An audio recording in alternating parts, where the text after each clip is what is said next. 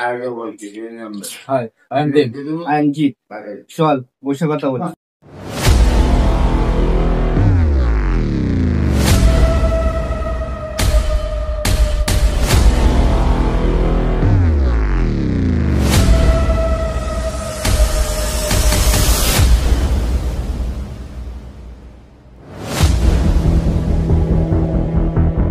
জিৎ, তোর box office collection কিন্তু খুব খারাপ। তুই চাইলে আমার সাথে কাজ করতে পারিস। তুই বলতে যা। তোর বায়োডাটা আমার কাছে আছে, ভালো করে বলছি, মন দিয়ে শুনে রাখ, কারণ তোর মনে নাও থাকতে পারে।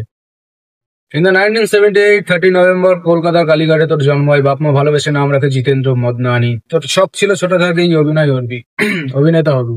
তোর নিজস্ব একটা ইনস্টাগ্রাম থাকবে। সেই জন্য তুই চলে যাস ছোটবেলায় মুম্বাই থেকে তুই 5 বছর বিগত কিছু ছোট ছোট সিরিয়াল মিউজিক অ্যালবামে কাজ করিস, এবং এর পরিপ্রেক্ষিতে তোর কাছে একটি তামিল সিনেমার অফার আছে। সেই সিনেমাতে তুই কাজও করিস, কিন্তু ভাগ্যক্রমে সিনেমাটি ফ্লপ খেয়ে যায়। তারপর তুই যখন হতাশার হাত মাথায় দিয়ে বসেছিলি, তখন তোর হাতের উপর হাত রেখে হরনাথ চক্রবর্তী, এবং সেই হাত ধরে তুই প্রথম বাংলা সিনেমাতে পা রাখিস এবং সাথী সিনেমা উপহার দিস দর্শকদের। সেই সিনেমাটি সুপার ডুপার হিট হয়।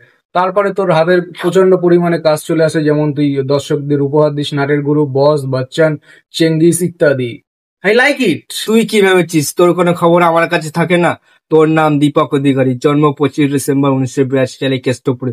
তোরও স্বপ্ন হচ্ছে অ্যাক্টর হওয়া, তাই তুই বাবার সাথে বলিউড অ্যাক্টরদের খাবার সার্ভ করতিস। এরকম খাবার সার্ভ করতে দেখে নেয় প্রবীণ নন্দী, তারপর তোকে নিয়ে আসে বেঙ্গলি ইন্ডাস্ট্রিতে, তোকে নিয়ে সিনেমা বানায় অগ্নিশপথ, কিন্তু সেটা ফ্লপ হয়। তারপর তুই আবার মুম্বাইতে চলে যাস, সেখানে নাচ গান অ্যাক্টিং শিখে আসিস, এসে রবিকে নাকি হাত ধরে আই লাভ ইউ সিনেমা বানাস, সেটা ব্লকবাস্টার হিট হয়।